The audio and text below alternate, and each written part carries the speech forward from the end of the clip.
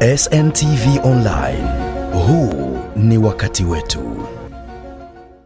Wakulima wa mwani wa mkoa wa Kaskazini Unguja wametakiwa kuvitunza vifaa vya uvuvi wa mwani waliopatiwa kwa lengo la kujiendeleza kiuchumi, ikiwa ni mwendelezo na ahadi za Rais wa Zanzibar wa ugawaji wa vifaa kwa wakulima wa mwani. Katibu Mkuu Wizara ya Uchumi wa Buluu na Uvuvi, Captain Hamadi Bakari, amesema wataendelea kuwaunga mkono wakulima wa mwani kwa lengo la kuwasaidia wakulima hao Unguja na Pemba ili kuwainua wakulima hao katika kujiendeleza kiuchumi na kukuza vipato vyao. Leo tunaendelea na ugawaji wetu wa vifaa vya mwani kwa wakulima wa mwani wa mkoa wa Kaskazini, na vifaa hivi pia tumetoa na vihori.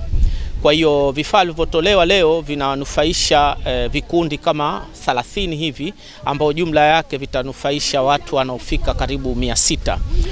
Pia tuna vihori ambavyo tumevitoa kwa ajili ya kuwasaidia hawa wakulima wa mwani.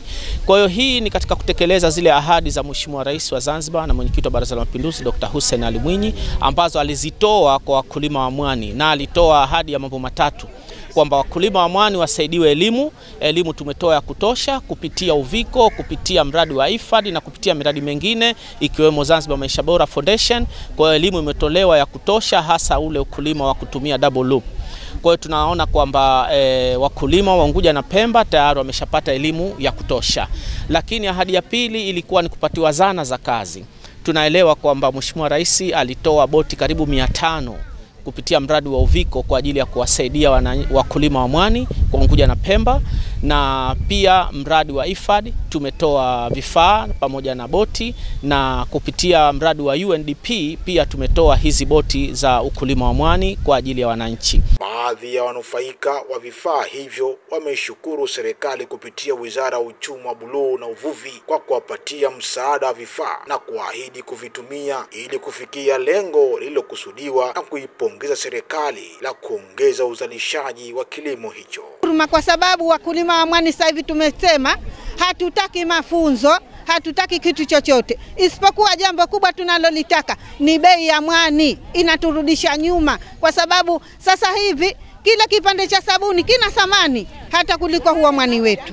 Hili linatutia uchungu na linatutia huruma sana. Kwa nini karafuu inapanda bei? Kwa nini mwani haupandi bei? Na vile tunaambiwa mwani una thamani sana kuliko hata mazao mengine.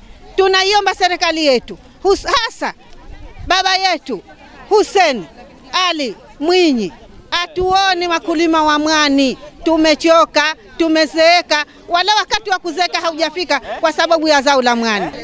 Natoa shukurani kwa idara ya IFAD kutufadhili kwa wakulima wa mwani katika mkoa mzima wa Kaskazini.